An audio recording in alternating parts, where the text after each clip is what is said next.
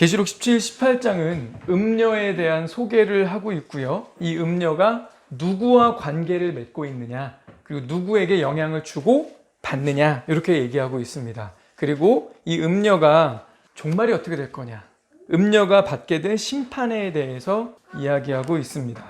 그러다 보니까 이 음녀가 누굴까, 오래전부터 지금까지 많은 이 성경 연구가들이 음녀에 대해서 궁금했어요. 음녀의 정체를 파악하려고 했습니다.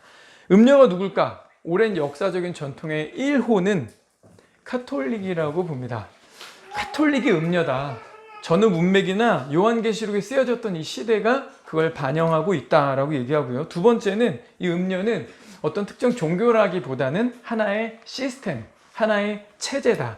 기독교인들을 박해하고 예수쟁이들을 죽이려 드는, 사탄을 추앙하게 만드는, 우상 숭배하도록 사람들을 미혹하는 하나의 시스템, 하나의 체제다.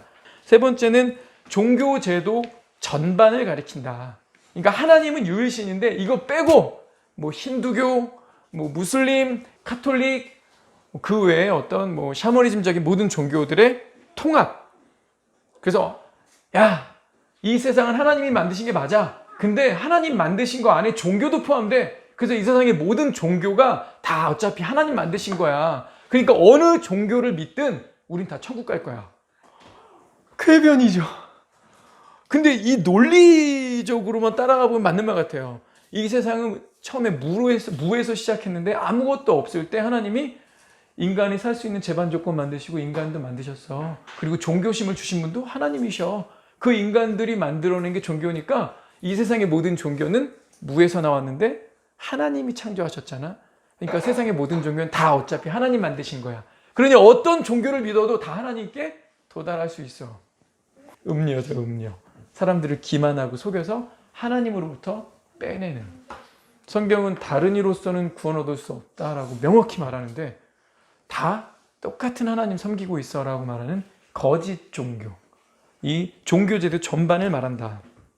그리고 최근에 떠오르고 있는 네 번째 해석이, 혹시 이 음녀 미국 아니냐? 미국이 혹시 음녀 아니냐? 이런 이야기들이 최근에 대두되고 있습니다. 그 전에는 없었어요. 왜냐하면 미국이 이렇게 강성 대국이 되고 강대국이 아니라 패권국이 될 줄 아무도 몰랐기 때문에. 그러니까 오랜 역사 동안은 무슨 미국이야, 카톨릭이지, 죄다 이러고 해석을 해왔는데 최근에 와서 이렇게 17, 18장, 요한계시록 13장, 14장 이런 흐름들을 보니까 여기에서 지시하고 있는 게, 이게 가리키는 게 미국이랑 너무 비슷한 거예요, 양상이. 그래서 혹시 이 음녀가 미국이 아닐까 이렇게 보기도 합니다. 그러니까 17장 1절에 보니까 큰 음녀가 나오는데 우리가 오늘 주목하려는 건 음녀죠. 근데 이 음녀가 많은 물 위에 앉아 있대요. 음녀가 3절에 이렇게 돼 있네. 내가 보니 여자가 붉은빛 짐승을 탔는데, 어떤 짐승을 탔어요? 이 음녀, 짐승, 많은 물. 친절하게도 요한계시록 17, 18장에 이런 상징들이 어떤 의미를 갖는지 힌트를 굉장히 많이 줬어요. 17절 맨 끝에 가면 여자는 땅의 왕들을 다스리는 큰 성이라. 여자의 정체가 뭐래요? 땅의 왕들을 다스리는 큰 성이다 라고 말해줬죠. 그 다음에 물은 뭐래요? 15절에 보니까 천사가 내게 말하되 내가 본 바 음녀가 앉아있는 물은 백성과 방언과 열국과 열방, 네이션스, 나라들이다, 이렇게 얘기를 해줬죠. 자, 그러니까 많은 나라들, 모든 나라, 모든 민족 위에 짐승이 올라타 있고, 근데 그 짐승과 음녀가 긴밀한 커넥션을 갖고 있습니다. 이 짐승과 음녀가 서로 같이 음행했다라고 얘기를 했어요. 자, 그리고 이 짐승의 특징도 이야기를 해주고 있는데 7머리, 뿔이 10개가 있대요. 근데 이 7머리하고 10뿔도 알려줬어요. 참 고맙죠. 9절에 보니까 지혜에 있는 뜻이 여기 있으니 그 7머리인 여자가 앉은 7산, 또 7왕이라. 7머리가 뭐래요? 7산, 그리고 7왕이다. 산은요, 땅이라고 쓸 수 없잖아요. 이 세계가 땅이라고 하면 전부 다 통일이니까. 근데 7산, 지역을 말합니다. 우리나라 같은 경우도요, 충청도, 경상도 뭐 이렇게 구분 짓는 게 뭐죠? 소백산맥, 뭐 지리산자락 이렇게 산자락이죠. 이런 산자락을 중심으로 이렇게 지명을 나눠놨잖아요. 이거는 땅을 말합니다. 7산은. 그러면 그 땅에 리더십, 이 고대 사회니까 당연히 왕이 있겠죠. 나라를 말하는 거예요. 7머리는. 자, 그리고 10뿔은 왕이라고까지 얘기를 해줬어요. 자, 그리고 이 7머리, 7왕도 풀어줬습니다. 5은 망했고, 하나는 현재 있고, 그리고 아직 하나는 이르지 아니했다. 그럼 이 7왕 누굴까요? 자, 7땅, 7왕이니까 나라라고 했잖아요. 근데 이 나라를 해석할 때는 이게 성경이잖아요. 성경 누가 썼죠? 하나님 썼는데 유대인들이 썼죠. 그죠? 그래서 유대의 역사, 창세기부터 쭉 이스라엘을 다스리고 이스라엘을 미혹시켜서 메시아가 나오지 못하게 하는 자들, 적그리스도 세력이죠. 자, 이스라엘을 끊임없이 미혹하고 이스라엘을 자꾸 개입하면서 이스라엘 미혹하려고 했던 나라들, 창세기부터 나오는 나라 누구예요? 첫 번째, 이집트입니다. 자, 두 번째, 북이스라엘을 멸망시킨 나라, 이집트를 멸망시키고 패권국으로 등장한 나라가 아수르죠. 세 번째는 이 아수르가 북왕국 이스라엘을 멸망시켰어요. 남유다는 누가 멸망시키죠? 바벨론입니다. 네 번째, 바벨론 다음에 일어난 나라가 누구죠? 성경은 바사라고 했는데 페르시아죠. 페르시아 다음에 일어난 나라, 우리 알렉산더 유명한 헬라입니다. 그리고 지금 이 계시록 쓰고 있는 시대가 어느 나라예요? 그래서 5개는 망했고 지금 현재 네가 보고 있는 나라, 네가 살고 있는 나라 누구예요? 로마라는 거예요. 근데 이제 적그리스도가 다스릴 세계 정부 7째 올 건데, 앞으로 올 건데, 오면 10절에 반드시 잠시 동안 머무르리라. 이 적그리스도가 세계 정부를 단기간 7년 동안만 다스리지 않습니까? 그리고 결국 망하게 되잖아요. 그러면 11절에 이 짐승이 8째 왕인데 7 중에 속한 자라 그가 어디로 간다? 멸망으로 들어가리라. 그래서 잠시 동안만 권세를 받게 된다라고 설명을 했습니다. 자, 이 음료가 누군가 정체를 딱 밝혔는데 18절에 보니까 땅의 왕들을 다스리는 자라. 자, 왕들은 다스리고 정치하는 자들이죠. 이 정치인들과의 커넥션이 있는 자를 말합니다. 이 음료가요.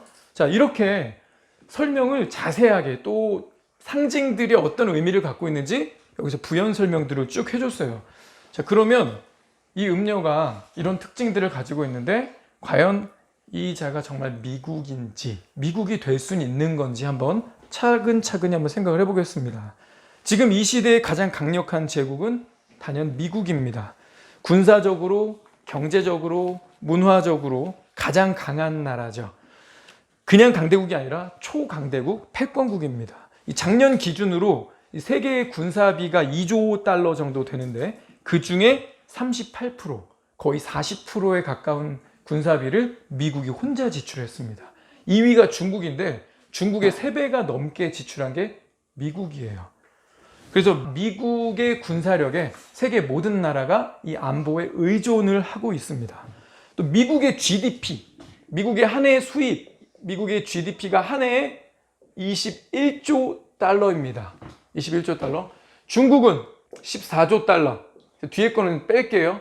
일본이 이제 3위인데 5조 달러 정도 됩니다. 우리나라는 1조 조금 넘어요. 1조 달러 조금 넘는데, 자, 미국은요, 실제 인구가 작년 기준으로 3억 3천만 명 정도 되고요. 중국은 14억 넘었습니다. 제가 뒤에 거 그냥 빼버릴게요.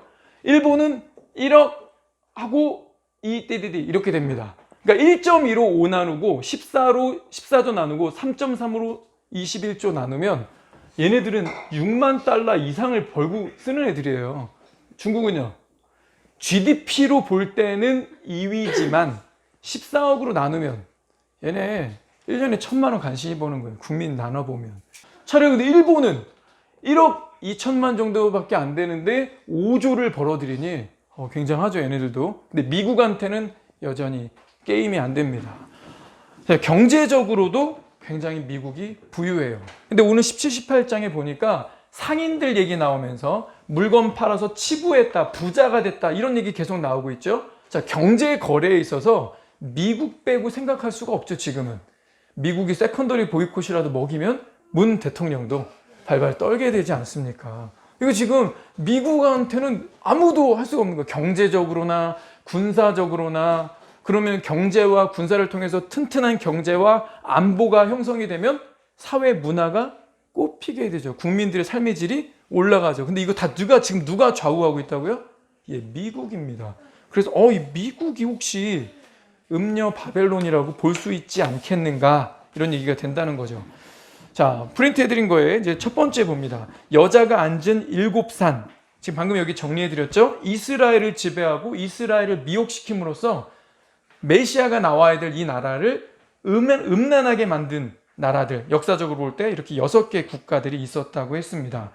자, 그러면 땅의 왕들을 다스리는 큰 성이라고 했는데, 땅의 왕들을 다스린다는 얘기 자체가 정치란 얘기죠. 근데 17, 18장에 이게 몇 번 더 반복이 됐어요. 17장 2절에 땅의 임금들도 그와 더불어 음행했다.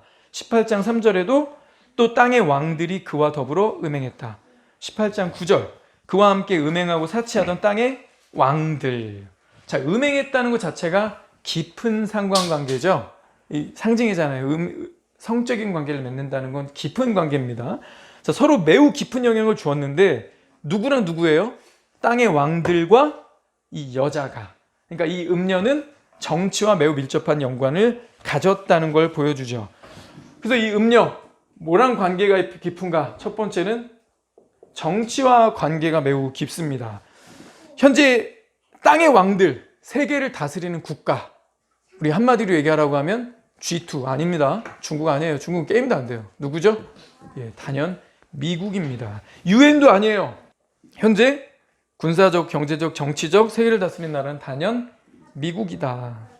세 번째는요, 세계 무역의 중심이 바로 미국이라는 겁니다. 세계의 상품을 사주는 큰 성, 누군가?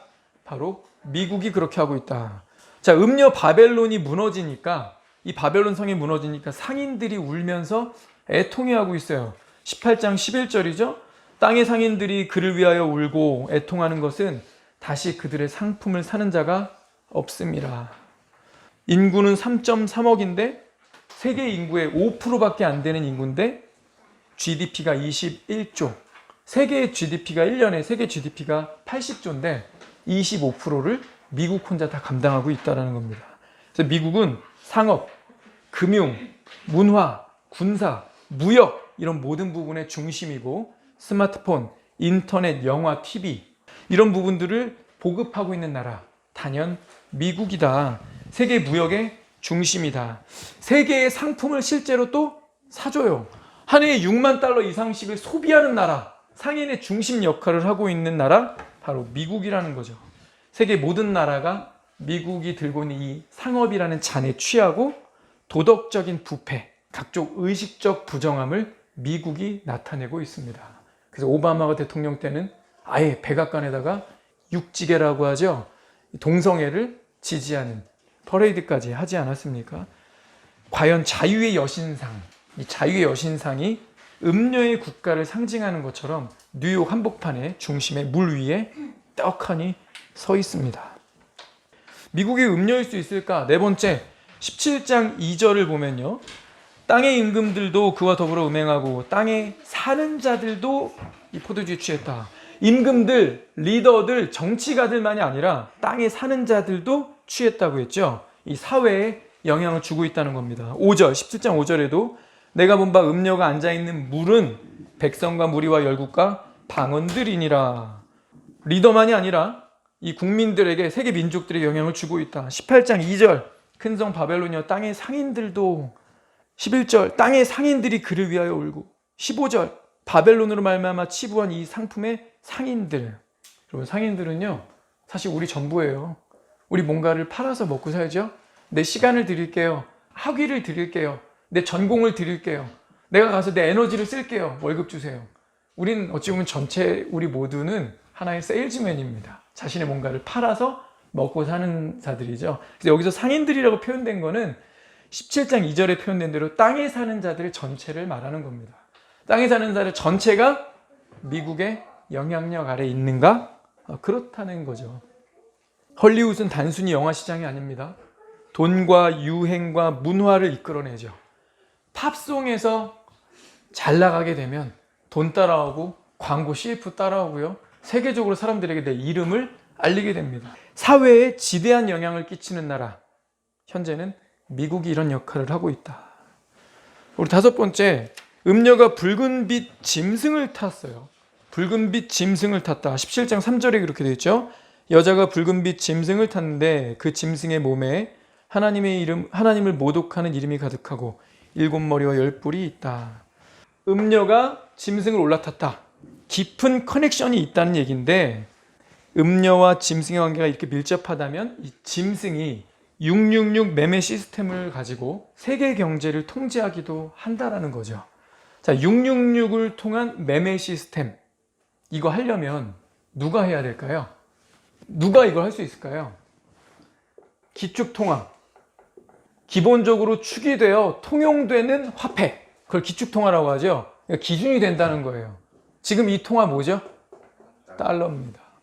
맨날 반미 외치고 반미에 목숨 거는 이 북한이나 이란에도 달러는 들어갑니다. 김정은이 달러를 엄청 좋아하죠. 따라서 짐승은 음녀의 국가에서 배출될 가능성이 매우 큽니다. 적그리스도가 출현은 했는데 전 세계 기준이 되는 돈은 미국 돈이야. 근데 엉뚱한 나라에서 나왔어. 미국을 어떻게 자기 발 아래 둘까요? 무슨 영매입니까? 눈으로 막 카리스마로 우겨가지고 트럼프 한번 딱 맞는 다음에 내 말 들어! 막 이러면 그 미국 대통령이 그냥 그 사람의 말을 들을까요? 여러분, 우리 성경 해석할 때 그렇게 나이브하게 가면 안 됩니다. 사탄은 되게 기지도 뛰어나고 스마트하게 접근을 해요. 이 말이 되게 사람들이 내 미혹과 내 발 아래 들어올 수 있도록 이끌어갑니다. 그렇다면 기축통화 위에 앉은 자가 적그리스도가 출현할 수 있는 음녀가 될 가능성이 매우 높다는 거죠. 군사적인 얘기 조금 더 하겠습니다. 여러분, 정치, 경제, 사회, 문화를 이룬 자들은 그 다음 스텝이 뭘까요? 탄탄한 국방, 안보입니다. 열심히 일해서 돈 벌었어요. 그러면 부자들 보통 뭐예요? 보험 가입하고 금고부터 사지 않습니까? 어느 은행이 안전할까? 어디 은행이 안 망할까? 이거 생각하지 않겠습니까? 무기는 크게 재래식 무기와 핵무기로 나뉘는데, 이 재래식 무기라고 하니까 이 재래식이라는 표현이 뭐 재래식 된장하면 뭐 구식의 옛날 방식 뭐 이런 거 생각하는데, 핵무기가 워낙 강해서 그냥 핵무기를 제외한 모든 무기를 그냥 재래식이라고 부르기로 합의 본 거예요. 핵무기는 근데 쓰면 지구가 아작나니까. 현재 러시아든 중국이든 미국이 가지고 있는 이 핵무기를 모아서 터뜨리면요, 지구를 한 8번 정도 반을 자를 수 있답니다. 그래서 핵무기는 쓰면 안 되는 무기예요. 만들어 놓고 그냥 야, 우리도 핵무기 있어, 건드리지 마 라고 하는 방어용, 쓰면 같이 망하니까 그런 무기지, 실제로는 재래식 무기를 누가 더 잘 만드느냐, 기상천외한 무기를 누가 만들었느냐, 이거에 따라 군사력의 질이 결정됩니다. 그래서 무기를 쓰려면요, 정밀성, 그리고 멀리서도 쏠 수 있는 토마호크 미사일, 스텔스 전투기 같은 재래식 무기가 필요해요. 재래식 무기에 있어서 누구도 따라갈 수 없는 나라, 일명 천조국, 누굽니까? 미국이죠. 바레인 그리고 UAE가 이 무슬림 국가들이 이스라엘하고 협정을 맺었잖아요. 아브라함 협정이라고 하는데, 이걸 맺은 이유 중 하나가 미국으로부터 F-35 전투기 사려고, 미국한테 잘 보이려고 한 거라는 해석이 있습니다. 현재 천상의 왕은 F-22 랩터라는 전투기인데 이게 한 2천억 대요. 그거 바로 다음이 F-35 전투기인데요. F-22 랩터는 미국이 절대 딴 나라에 안 팔아요. 얘 혼자서 러시아 비행기 다 떠도 정말 다 제압할 수 있고요. 프랑스 비행기 다 떠도 혼자 제압할 수 있어요. 무기랑 기름만 공급되면. 안 보여. 너무 빨라. 근데 그 다음이 F-35 전투기인데 이건 우리나라도 구입을 했습니다. 절반 가격이에요. 1천억 정도 됩니다. 근데 이 F-35 전투기 미국이 이거는 팔거든요. 그래서 이스라엘하고 협정 맺으면, 이스라엘은 F-35는 안 된다, 절대로 이 무슬림 국가들 팔면 안 된다라고 막 반대하고 있는데, 그 UAE나 바레인, 이 오만, 이런 아래 있는 나라들은 전부 이란을 두려워하거든요. 그래서 레이더에 안 걸릴 수 있는, 이란이 러시아제 지대국 미사일, 중국한테도 막 계속 무기 사고 있죠. 그러니까 이거를 터치할 수 있는 거는 눈에 안 보이는 F-35 전투기밖에 없다는 거예요. 그래서 이거 사다 놓으면 두바이, 야, 열심히 막 세계 최고층 만들고 막 허브 도시 만들었는데 이거 작살나면 안 되잖아요. 이거 지키려면 우리가 F-35 전투기 갖다 놓으면 핵무기 아직 이란 없죠. 핵무기 없는 이란이 우리 못 건드린다 이거예요. 이거 누가 만들어서 팔아요? 미국이 팝니다. 우리 예를 들어서 이제 이런 거예요. 속도 빠른데 눈에 안 보입니다. 그런데 치명적이기까지 해요. 이런 존재하고 싸워서 내가 이길 수 있을까요? 나는 눈을 가리고 나는 맨몸으로 싸워야 돼. 근데 저쪽은 속도도 되게 빨라. 내가 막 휘두르고 촥촥 피해. 근데 난 내 눈을 가려놨어. 근데 걔가 단검 정도 들고 있는 게 아니라 스나이퍼들이 쓰는 긴 장총을 가지고 있어요. 그래서 저 멀리 막 몇 킬로미터 밖에서 내가 돌아다닐 때 그냥 쏴서 나 죽일 수 있어. 이런 존재랑 싸울 수 있어요? 없어요? 없죠. 근데 미국이 가진 무기가 이런 급이라는 거예요. 눈에 안 보이는데 치명적이야. 상대방의 눈을 가리고 치명적 무기를 가지고 빠른 움직임으로 적을 상대한다. 미국이. 천조국이죠. 천조국. 그래서 이런 나라이기 때문에 미국의 모든 나라들이 군사 안보를 의탁하고 있습니다. 유럽에 있는 나라들이 러시아 무서워가지고 미국이랑 체결한 거 나토라고 알려져 있죠. 그래서 여기 있는 국가들, 뭐 독일 메르켈 총리 같은 사람도 이 트럼프가 자기한테 이게 딜이 안 돼. 이게 길들여지지가 않아. 이것도 짜증나는 거잖아요. 근데 트럼프가 니네 방위비 다 올려. 야, 니네 1년 쓰는 거에 100%에서 2% 정도 다 맞춰. 말을 세게 해도 이 유럽에 있는 나라들이 함부로 트럼프한테 대들 수가 없어요. 트럼프가 단연 안보에 있어서 그들을 다스리고 리드하고 있기 때문입니다. 미국이 왜 음녀일 수 있을까? 이 힌트 중에 또 6번째는요. 다니엘서 2장 43절에 있는 말씀입니다. 다니엘서 2장 43절에 왕께서 발가락이 쇠와 진흙이 섞인 것을 보셨은즉, 이 발가락이 쇠와 진흙이 섞여 있다.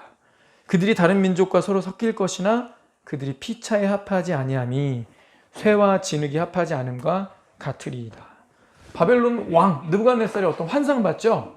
머리는 금, 여기 가슴부터 팔은 은, 그 다음에 여기 배부터 허벅지는 놋, 종아리는 철, 그리고 발은 쇠와 진흙이 섞여 있는 거, 이렇게 5등분으로 되어 있는 신상을 봤잖아요, 꿈에. 그래서 다니엘이 이거를 환상을 보고 풀어주잖아요. 머리는 바벨론 당신이다. 그 다음에 여기 팔과 여기 은, 당신보다 못한 나라 페르시아다. 그 다음에 헬라가 일어날 거다, 허벅지. 그 다음에 쇠, 강에서 모든 것을 부수고 무너뜨린다, 로마가 일어난다. 그 다음에 이제 장차 한 나라가 올 텐데 그 나라의 민족 구성원이 어떻게 되어 있어요? 쇠와 진흙이 섞여 있는 것 같은 구조라는 거예요. 근데 쇠와 진흙을 섞어서 꽉꽉 누르고 이겨가지고 발을 만들었어. 근데 결국 흙이랑 쇠는 섞일 수가 없죠. 그죠? 그래서 결코 섞이지 않는다. 지금 미국이 그렇다는 겁니다. 미국은 로마 제국의 후손들이 세운 나라죠.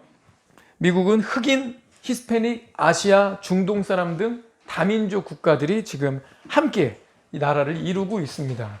그리고 공화당과 민주당이 서로 어느 민족, 흑인이냐, 뭐 여자냐, 혹은 뭐 제3세계 국민들이냐, 이런 사람들 표를 얻어서 우리 표로 가져가자. 공화당은 정통 백인들, 기독교인들을 겨냥해서 가고 있잖아요. 아무리 섞이려고 해도, 같은 나라라고 해도 50개의 주가 연합한 이 나라는 섞일 수가 없다. 민주당, 캘리포니아는 주구장창 민주당 외에 뽑지 않습니다. 이렇게 뭔가 정해져 있다는 거죠. 워싱턴도 오직 민주당의 밭. 이렇게 한 나라를 이루고 있지만, 유나이티드 이렇게 엮여 있지만 결코 섞이지 않는다. 이런 특성을 보여주는 것, 미국 아니겠는가? 어때요? 좀 그런 것 같아요. 27, 18장이 보여주고 있는 정치, 또 경제, 군사, 사회, 문화, 17, 18장이 지적한 이 모든 특성을 음녀가 가지고 있는데, 지금 이 음녀의 특성을 미국에 보여주고 있지 않느냐. 그래서 음녀가 미국일 것이다. 자, 우리 7번째로 짐승의 정부를 지지하는 10명의 왕은 누구인가? 오늘 본문에도 10뿔이 10왕이다라고 얘기했죠. 아직 나라를 얻지 못하였으나 다만 짐승과 더불어 임금처럼 잠깐 동안, 한동안 권세를 받으리라. 그들이 한 뜻을 가지고 자기의 능력과 권세를 짐승에게 주더라. 넷째 짐승은 무섭고 전에 모든 짐승과 다르고 10뿔이 있더라. 그러니까 구약 성경을 그대로 계시록이 받은 거죠. 이 10뿔이 10왕이라고 했는데 이 10왕 누굴까요? 저는 아마도 여러분 위기의 순간에는 리더십과 그 힘을 한쪽에 몰아주는 게 적절합니다. 그게 통치, 이 정치의 하나의 흐름이에요. 이 10뿔, 10왕이 리더십을 짐승에게 몰아준다고 되어 있잖아요. 짐승에게 몰아준다. 짐승이 워낙 강해가지고 야 내가 니네들한테 좀 그 힘을 좀 분산시켜서 나눠줄게 이게 아니고 성경에 따르면 이 10명의 왕들이 스스로 이 짐승에게 리더십을 준다는 거거든요. 왜 줄까요? 전 세계적인 공황 상태가 발생해야 돼요. 그게 언제일까요? 전 휴거라고 봅니다. 휴거. 신생아.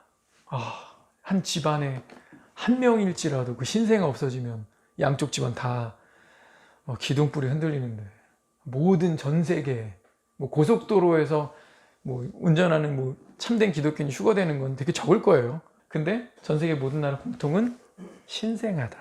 아직 죄의 개념이 없는 신생아 그리고 유아들은 휴거돼서 없어지지 않겠는가. 그럼 전 세계적 공황 상태일 때 힘을 몰아서 한쪽 방향으로 빨리빨리 움직일 수 있게 해줘야 돼요.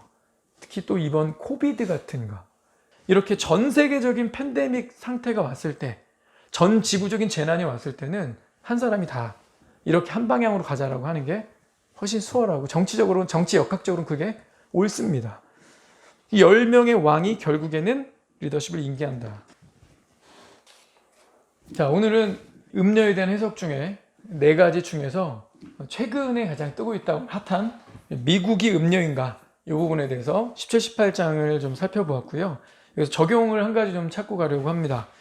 이 본문에서 아무래도 이게 미래에 대한 계시고 그것을 그냥 보여주는 데 초점이 있다 보니까 여기서 영적 교훈을 찾는 게 쉽지는 않은데 그럼에도 불구하고 좀 반복되는 게 있습니다. 자기 성경이죠? 동그라미 해볼까요?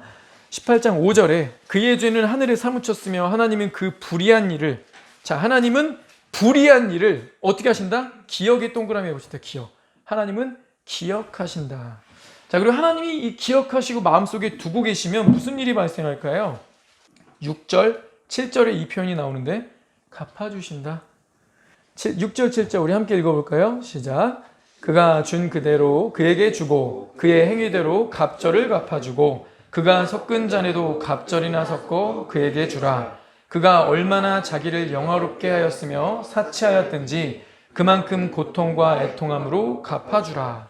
하나님이 기억하시니까 무슨 일이 발생하냐면 하나님의 입에서 말이 나오네요. 하나님의 생각 속에 뭔가를 기억하고 담아두셨다가 이제 선언하십니다. 근데 하나님 말씀하시면 그냥 다 되는 거죠. 뭐라고 말씀하세요? 갚아줘라. 기억하니까 이제 갚아줘라. 뭘로 갚아줄까요? 심판이란 단어가 4번이나 나옵니다. 17장 1절에 많은 물 위에 앉은 큰 음녀가 받을 심판. 18장 8절에 그를 심판하시는 주 하나님. 18장 10절에 화이또다 큰 성 견고한 성 바벨론이요 한 시간에 내 심판이 이르렀도다. 18장 20절 하늘과 성도들아 사도들과 선지자들아 그로 말미암아 즐거워하라. 하나님이 너희를 위하여 그에게 심판을 행하셨습니다. 그럼 우리가 남이 안 되는 거 보면서 꽃이다. 그럴 줄 알았다. 넌 그래야 돼. 넌 그래도 싸. 이런 마음 갖는 거 하나님 기뻐하지 않으세요. 우리도 동일한 죄인 아닙니까? 그럼에도 불구하고 하나님이 악인들을 심판하실 때 이렇게 격려하시기도 하시네요. 격려하시는 이유가 있습니다. 하나님이 왜 심판하시면서 너희들 즐거워하라고 하셨냐면 이 5째 인 뗄 때 계시록 6장에서 이미 살펴봤던 거죠. 5째 인을 떼실 때 하나님의 말씀과 그들이 가진 증거, 이 하나님의 말씀과 그들이 믿음으로 살아냈던 그 간증들 증거로 인해서 무슨 일을 당했대요? 죽임을 당한 영혼들이 있다고 했어요. 이 죽임을 당한 영혼들이 어떻게 해요? 큰 소리로 불러서 하나님 우리의 이 억울함을 도대체 언제 갚아주실 겁니까? 라고 말했는데 그때 하나님께서 잠시 기다리라. 아직 순교자의 숫자, 순교자의 피가 더 차야 한다. 순교할 사람들이 남아있다라고 말씀하셨는데 그게 이제 집행된 겁니다. 하나님은 이거 집행하시면서 이유를 다시 한번 선언하시거든요. 17장 6절 또 내가 보매 이 여자가 성도들의 피와 예수의 증인들의 피에 취한지라. 이 음료가 한 잔을 들고 있어요. 금잔. 근데 이 금잔에 뭐가 있다는 거예요? 성도들의 피. 피는 생명을 뜻하죠. 근데 그걸 막 마셨어요. 죽였다는 얘기죠. 성도들, 예수의 증인들을 죽였다. 그래서 하늘과 성도들아, 선지자들아, 사도들아, 그로 말미암아 즐거워하라. 그래서 하나님이 심판을 하시는 것이다. 18장 24절 마지막에도 이렇게 되어 있어요. 선지자들과 성도들과 및 땅 위에서 죽임을 당한 모든 자의 피가 그 성중에서 발견되었느니라. 이 음녀가 이 만국을 미혹해가지고 결국 누구 계속 죽이려고 한 거예요? 누굴 계속 순교시켰어요? 누굴 핍박했어요? 성도들. 하나님의 말씀과 예수에 대한 증거를 가진 자들 끊임없이 핍박하고 결국 죽이지 않았습니까? 그래서 하나님이 심판하시는 것이다. 여러분, 이게 의로움이죠? 악인들에게는 재앙으로, 의인들, 선인들에게는 상급으로 갚으시는 것이 하나님의 공의 아닙니까? 그것이 바로 집행됐다라는 겁니다. 자, 하나님이 이 악인들이 받을 재앙에 대해서 심판을 선언하시는 건 구약 성경이나 신약의 여기저기서 반복됩니다. 몇 개만 확인해 볼게요. 악인의 보응, 시편, 이사야, 우리 세 개의 말씀인데요. 참으로 주께서는 모든 환난에서 나를 건지시고 내 원수가 보응받는 것을 내 눈이 똑똑히 보게 하셨나이다. 너는 똑똑히 보리니 악인들의 보응을 내가 보리로다. 악인에게는 화가 있으리니 이는 그의 손으로 행한 대로 그가 보응을 받을 것임이니라. 똑똑히 보리니 똑똑히 보게 하셨나이다. 뭘요? 악인들이 보응을 받는 것을요. 근데 악인들의 보응만 있을까? 잠언 24장은 이렇게 기록했어요. 내가 말하기를 나는 그것을 알지 못하였노라 할지라도 마음을 저울질하시는 이가 어찌 통찰하지 못하시겠으며 내 영혼을 지키시는 이가 어찌 알지 못하시겠느냐. 그가 각 사람의 행위대로 보응하시리라. 악인만 보응받는가? 아닐 수 있다라는 거죠. 행위대로 보응받는 거예요. 그럼 악한 자들은 악한 행위를 했으니까 보응받는 거고, 의로운 자들, 하나님이 의롭다라고 칭의해 주셔서 하나님의 말씀을 열심히 쫓아서 섬기고 희생하면서 믿음을 쫓은 사람들, 선하게 산 사람들에게도 보응이 있을까요? 예, 있습니다. 의인의 보응도 성경이 여기저기서 말해줍니다. 잠언 우리 함께 읽겠습니다. 형제님들 시작. 재앙은 죄인을 따르고 선한 보응은 의인에게 이르느니라. 마음이 굽은 자는 자기의 행위로 보응이 가득하겠고 선한 사람도 자기의 행위로 그러하리라. 보라, 주 하나님께서 장차 강한 자로 임하실 것이요 친히 그 팔로 다스리실 것이라. 보라, 상급이 그에게 있고 보응이 그의 앞에 있으며 여호와께서 땅끝까지 선포하시되 보라, 상급이 그에게 있고 보응이 그 앞에 있느니라 하셨느니라. 그래서 보응은 그냥 일의 개념이에요. work. 여러분, 일하면 우리 뭐 받죠? 월급 받죠. 삭슬 받지 않습니까? 이게 보상하시겠다는 거예요. 상급이 그에게 있고 보답하신다. 반드시 하나님이 보상하신다. 그래서 우리 이것을 신약 성경, 우리 사도 바울이 이렇게 받았죠. 아주 교리적으로 깔끔하게 정리해 줬어요. 사도행전 로마서 2장 6에서 10절인데 제가 읽겠습니다. 하나님께서 각 사람에게 행한 대로 보응하시되 참고 선을 행하여 영광과 존귀와 썩지 아니함을 구하는 자에게는 영생으로 하시고, 영원한 것을 얻기 위해 영원하지 않은 것을 포기하는 것은 결코 어리석은 것이 아니다. 우리 짐 엘리엇도 이런 데서 영광을 받았겠죠. 영광과 존귀와 썩지 아니함을 구하는 자, 영원한 것을 구하는 자들에게는 영생으로 하시고, 오직 당을 지어 진리를 따르지 아니하고 불의를 따르는 자에게는 진노와 분노로 하시리라. 악을 행하는 각 사람의 영에는 환난과 곤고가 있으리니, 먼저는 유대인에게요 그리고 헬라인에게며 선을 행하는 사람에게는 영광과 존귀와 평강이 있으리니. 아멘. 우리 히브리서 11장 6절. 믿음이 없이는 하나님을 기쁘시게 하지 못하나니 하나님께 나아가는 자는 반드시 그가 계신 곳과 또한 그가 자기를 찾는 자들에게 상 주시는 이심을 믿어야 할지니라. 하나님은 우리에게 보상하시고 상 주신다. 그러면 우리는 악인으로서 휴거에서 똑 떨어지고 이 땅에 임할 재앙들을 당할 자가 아닐진데, 우리 그런 믿음 가지고 있죠. 그래서 우리가 예배하고 섬기는 거죠. 그런 믿음을 가진 자들, 하나님이 보상하실 거라는 이 믿음을 가진 자들 무엇을 계속할 것인가? 두 개만 적용을 좀 살펴봅니다. 히브리서 10장 32절 가볼까요? 전날에 너희가 빛을 받은 후에 고난의 큰 싸움을 견딘 것을 생각하라. 혹은 비방과 환난으로서 사람에게 구경거리가 되고 혹은 이런 형편에 있는 자들과 사귀는 자가 되었으니 너희가 갇힌 자를 동정하고 너희 소유를 빼앗기는 것도 기쁘게 당한 것은 더 낫고 영구한 소유가 있는 줄을 알미라. 그러므로 너희 담대함을 버리지 말라. 이것이 뭐가 된다? 큰 상을 얻게 하느니라 하면서 우리에게 필요한 첫째, 너희에게 인내가 필요하다. 너에게 인내가 필요하다. 왜냐하면 너희가 하나님의 뜻을 행한 후에 약속하신 것, 상급, 이 보상을 받기 위함이라. 자, 우리 뭐 해야 된다고요? 인내입니다. 우리 앞으로도 주님 오실 때까지, 주님이 우리를 부르신 그날까지 인내하면서 우리 앞에 당면한 우리에게 주신 사명을, 이 미션을 완수해 나가야 할 것입니다. 그리고 이 10장 맥락이 있죠. 10장의 유명한 말씀, 우리 그냥 아는 말씀 있잖아요. 23에서 25절에 있습니다. 약속하신 이는 미쁘시니 우리에게 보상, 상급을 약속하신 이는 신실하시니 우리가 믿는 도리의 소망을 움직이지 말며 굳게 잡고 서로 돌아보아 사랑과 선행을 격려하며. 섬기란 얘기죠. 서로 섬기란 얘기입니다. 25절 모이기를 피하는 사람들의 습관같이 하지 말고 오직 권하여 그날이 가까운 볼수록 더욱 모이자, 예배하자. 우리 인내해야 되는데 구체적으로 보면 뭐예요? 예배와 섬김입니다. 우리가 예배와 섬김에 있어서 지금 자꾸 온라인 예배 전향하라고 하고 검사 맡으라고 하고 교회들을 쪼고 있지만, 협박하고 있지만 여기 위축되지 않고 우리는 예배하고 섬겨야 할 것입니다. 무엇을 계속할 것인가? 두 번째, 갈라디아서 6장입니다. 갈라디아서 6장 9절 10절 시작. 우리가 선을 행하되 낙심하지 말지니 포기하지 아니하면 때가 이름에 거두리라. 그러므로 우리는 기회 있는 대로 모든 이에게 착한 일을 하되 더욱 믿음의 가정들에게 할지니라. 우리 계속해야 되는 거, 낙심하지 않기. 낙심하지 않기. 여러분, 인내하다 보면 인내가 왜 힘들어요? 낙심되는 순간이 오잖아요. 근데 성경이 뭐래요? 낙심하지 마라. 뒤집으면 인내해라. 인내하는데 힘든데요? 낙심하지 마라. 뒤집으면 인내하라. 이 두 가지가 평행하듯이 우리 계속 제시되고 있어요. 선을 행할 때 낙심할 일이 온다. 섬길 때 내가 누구 쫓아오고 이러지? 소용도 없어. 회의감 올까요, 안 올까요? 금전적인 회의감 올까요, 안 올까요?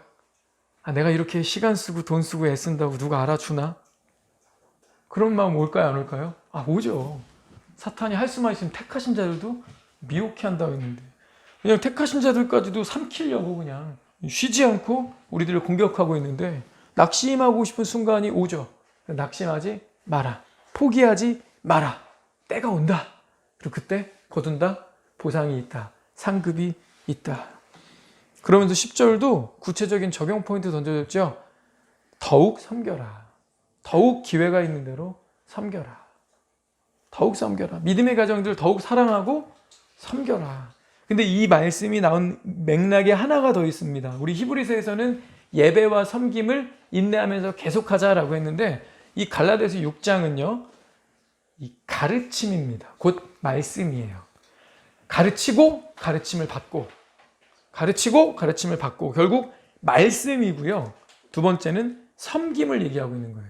자, 예배와 섬김을 히브리서에서 얘기하면서 인내하라고 했고요. 갈라디아서에서는요. 말씀과 섬김을 얘기하면서 포기하지 말라고 하고 있어요. 달리 말하면요. 우리가 말씀 듣기 싫어하는 시대가 오고 큐티한다고 돈이 나와 떡이 나와 빨리 끝내고 그냥 아멘이나 달고 빨리 그냥 1분 만에 읽고 대충 뭐 이런 얘기네 하고 그러니까 우리의 마음을 자꾸 이렇게 만든다는 거죠. 말씀의 가치를 뚝뚝뚝뚝 떨어뜨린다는 겁니다. 우리 자꾸 그런 생각 들잖아요. 세상도 말씀 읽고 있으면 재미도 없고 이거 읽는다고 오늘 출근하는데 도움이 되지도 않고 오늘 내가 큐티 잘하고 일찍 일어나서 기도하고 출근했는데 회사 가서 갈굼이나 당하고 이거 읽어도 이제 뭐 돈이 나와 떡이 나와 이런 생각이 들 수 있습니다. 근데 뭐래요? 낙심하지 마라. 포기하지 마라. 경건이죠. 경건. 예. 말씀과 기도는 결국 가치 없는 일이 아니다. 이걸 끝까지 해라. 계속해라. 그럼 뭐가 된다? 주님 이거에 대해서 보상 주신다. 저 여러분이 이렇게 예배 지키고요. 말씀을 배우고요. 또 들은 말씀, 느낀 거를 소그룹에서 나누고 삶을 나누는 게요. 무익한 게 아니라는 거예요. 이거 현상유지 겨우 하는 게 아니라 이거에도 보상이 있다는 거죠. 우리 주님 관대하신 분이에요. 로마 황제가 맨날 그랬다 그랬죠. 짐은 너그러우니라. 짐은 관대하니라. 그래서 막 기념하는 기념 주화에도 막 짐은 너그럽다 이렇게 써놨다 그랬잖아요. 웃기고 있네. 그런데 왜 기독교인 죽여? 너그럽게 종교에 자유를 주지. 근데 우리 하나님은 너그러우십니다. 내가 이거 해야 내가 살잖아요. 내가 말씀 보고 기도하고 말씀에 붙어 있어야 죄를 안 짓잖아요. 내가 진짜 행복한 내적 평안을 누리잖아요. 나조차고 한 건데 그것에도 보상이 있다. 포기하지 말아라. 기도합시다.